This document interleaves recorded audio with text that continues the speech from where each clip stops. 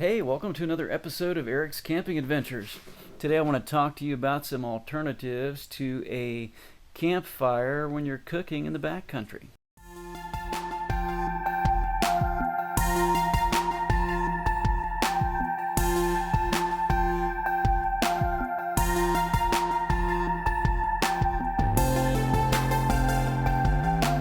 So when you're getting ready to head out into the backcountry, something you now have to plan for is the actual fire danger when cooking. And I would recommend that you carefully review the actual fire warnings before you go into an area, and then try to keep posted on what's going on, because it really can change quickly. Another thing you want to review before you go into the backcountry is the actual rules surrounding what you can use for a cooking fire. And there are two different stages, and you want to make sure that you understand it. But I think I've got a fool-safe method that will save you some time and some worry about whether you're doing the right thing.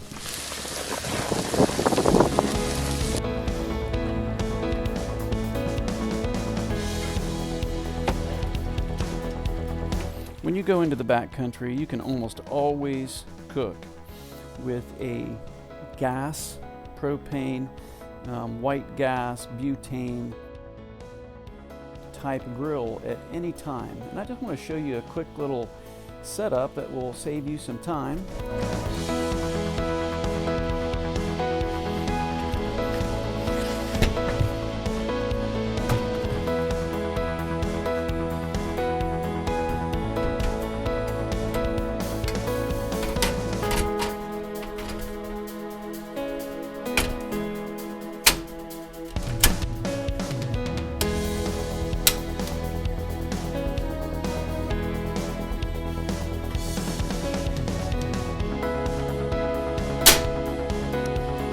That is about the easiest setup that I know of. It takes so little time to set that up, and it is so simple. The little butane canisters are very inexpensive, and the device just is rock solid.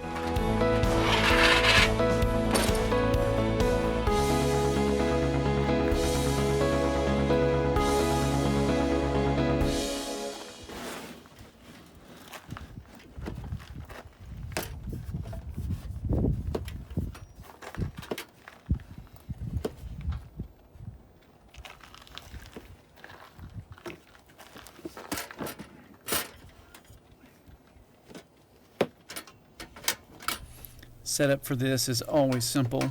The only little catch is you got to make sure that your butane canister is lined up before you engage the canister, and it's ready to go. One of the things that I do with this that's probably very simple but practical is to simply use the case as a windscreen, and that'll help you to keep the fire from blowing out if you're really in some intense wind.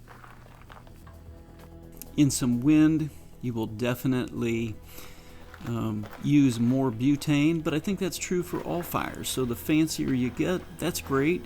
You might have more things to pack. You might have a bigger case to carry. It'll use up some more room, and if you've got extra space, hey, go for it. But for simple camping, I think this is a great setup.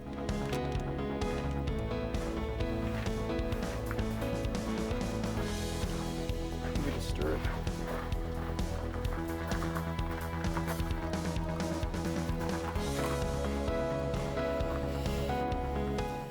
These little butane stoves are not only easy to set up, but they're relatively inexpensive. $30 on Amazon, and you can get a 4-pack of butane fuel for $16, so it's pretty inexpensive. Here I'm setting up a second burner, and we'll have a 2-burner stove.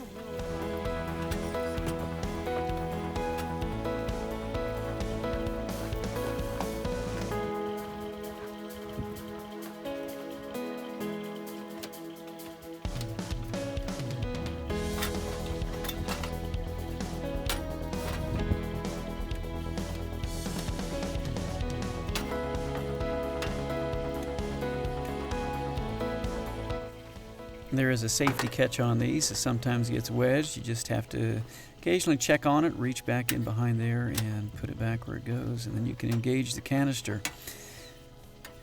This actual stove is a butane or a propane stove, and that means that on a really cold morning I can just hook up my propane through a hose to this little stove, and it will work, and it'll get me some warm coffee on a cold morning.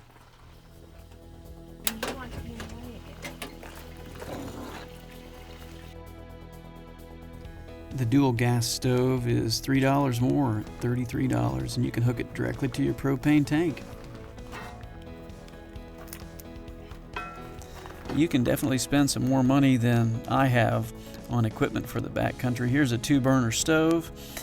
You can get yourself some fancy tables for a setup and set it up however you want. I like to keep it simple.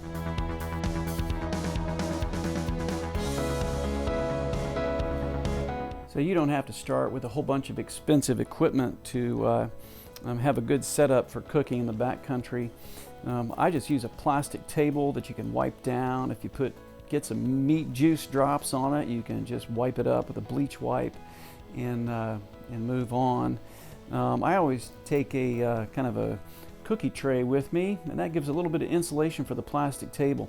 You can buy something more expensive if you like that, but this kind of table here will actually be really useful for all kinds of uses when you're out camping, from being a cooking surface to if you have to work on something, you've got a good place to set it up, and you can just wipe it back down and use it for the next purpose.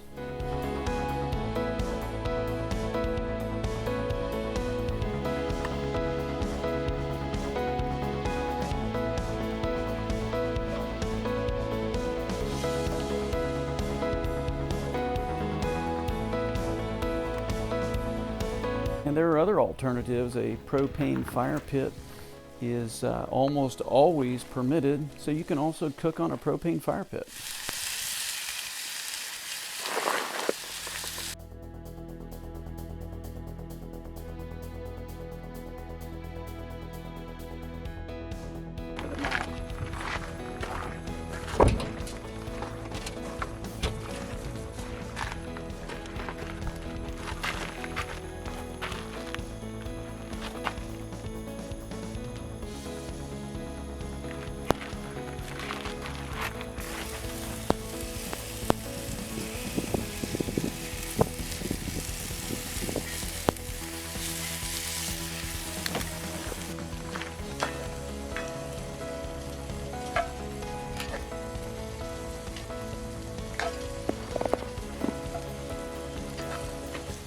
So if you're used to only cooking on a campfire or always using a wood fire for cooking, you do not have to be afraid. Those little Coleman butane stoves and a propane fire pit will treat you well when you're camping. As you can tell from this dinner of some roasted vegetables, steaks, and some sweet apples with some brown sugar and nuts, you do not have to suffer without an actual wood fire.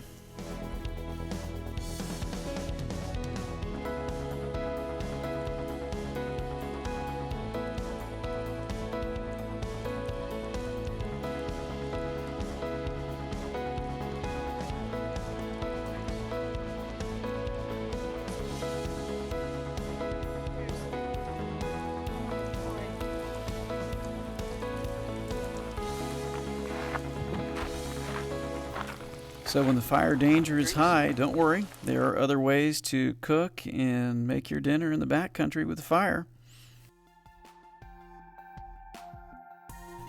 Well, hey, thanks for joining me for another episode of Eric's Camping Adventures. Come back for some more.